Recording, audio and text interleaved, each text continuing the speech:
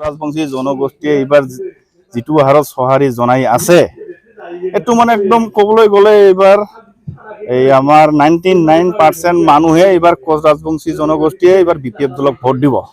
BPF দলৰ vote দেওয়াৰ কাৰণ হল যোৱা নিৰ্বাচনবোৰত দেখিলে বিজেপি দলে ৰাজবংশীসকলক ঠকালে 6 মাহৰ ভিতৰত এছটি দিম বুলি ক'লে নৰেন্দ্ৰ মোদী ডাঙৰীয়া আহি এছটি নিদিলে অকল ললিপপ দিলে।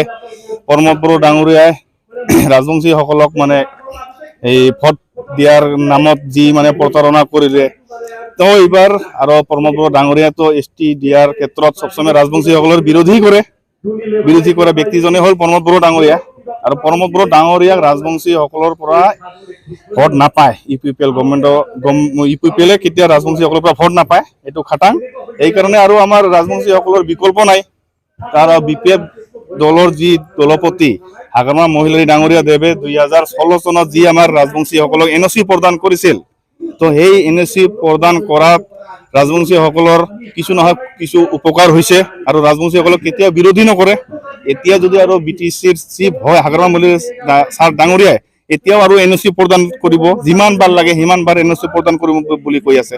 তো ৰাজবংশী জনগোষ্ঠীসকলক মই এটাই অনুৰোধ জনাম যে মিডিয়াৰ যোগেদি যে এইবাৰ 2024 যি নিৰ্বাচন এমপি তো এই এমপি নিৰ্বাচন হোক বা 2025 যি আমাৰ বিটিচি নিৰ্বাচন বা 2026 যি আমাৰ এমএলএ নিৰ্বাচন যাতে আমাৰ ৰাজবংশীসকলে একত্ৰিত হৈ এইবাৰ আমি বিপিএফ দলক জিকাব লাগে আৰু জিকাই পেলাই যিজন আমাৰ বিপিএফ দলৰ 2024 এমপি হৈ এই দিল্লীলৈ যাব সেইজন এমপিয়ে যাতে আমাৰ ৰাজবংশীসকলৰ সমস্যাৰ কাৰণে মাতে দিল্লীত যায় এইটো মই আমাৰ ৰাজবংশীসকলক অনুৰোধ জনাইছো। আৰু কি উন্নয়ন কি উন্নয়নৰ নামতো সব ভেগভাৱনা দেখি আছে আপোনালোকে। যোৱা কালি এটা প্ৰগ্ৰাম কৰিলে কি প্ৰগ্ৰাম শাৰদীয় দুৰ্গা পূজাৰ নামত যি প্ৰগ্ৰাম কৰিছে ৰাইজক মনোৰঞ্জন দিছে ভাল হৈছে, কিন্তু মনোৰঞ্জনে দি যে ৰাইজৰ মন যে জয় কৰিব নোৱাৰে বা ৰাইজৰ যে মানে মন জয় কৰি যে ভোট ল'ব যি পৰিকল্পনা কৰিছে এইটো পৰিকল্পনা কৰিব নোৱাৰে। কাৰণ ফগিৰাগাৰাম সমষ্টিৰ যি ইএম ই মানে নিজকে মানে কি কয় এইটো ডাইনামিক নেতা বুলি ভাবে, লিডাৰ বুলি ভাবে, কিন্তু শক্তি আশ্ৰমে দি সি সদায় নিজৰ সমষ্টি যায় তুলসীবিল চিতলা এইপিনে যায়, কিন্তু শক্তি আশ্ৰম বজাৰৰ ৰাস্তাটো যে কেনেকা হৈ আছে এই দেখা নাই নেকি? যে সেইখিনি কিয় কৰা নাই আজিৰ তাৰিখত? ইমান এজন প্ৰভাৱশালী নেতা কৰিব লাগিছিল ৰাস্তাখিনি কিয় কৰা নাই?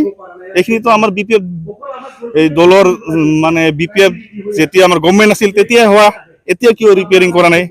তো মই ৰাইজক আমাৰ ফগিৰাগাৰাম সমষ্টিবাসী ৰাইজক এটাই অনুৰোধ জনাম যে মনোৰঞ্জনে হৈ থাকিব, কেতিয়াও নিজৰ সমষ্টি বা নিজৰ ৰাস্তা ঘাট বা নিজৰ এই ল'ৰা ছোৱালীৰ বা উন্নতি কেতিয়াও নহয়। তো মই এইখিনি কৈছো যে অৰূপ কুমাৰ দে ডাঙৰীয়া ইএম ডাঙৰীয়াক মই অনুৰোধ জনাম যে আপুনি আমাৰ যিটো বলিদাবাথানৰ পৰা শক্তি আশ্ৰম যোৱা ৰাস্তা এনেকুৱা বেয়া অৱস্থা, এইটো ৰাস্তা দি নাকি সদায় মোটামুটি 400-500 ল'ৰা ছোৱালী আপডাউন কৰে। খালি ল'ৰা ছোৱালী বুলি নহয় সব মানে এটা মানে ক'বলৈ গ'লে এইটো এটা মানে মূল পথ আমাৰ, সেইটো ৰাস্তা ৰিপেয়াৰিং কৰিব পৰা নাই।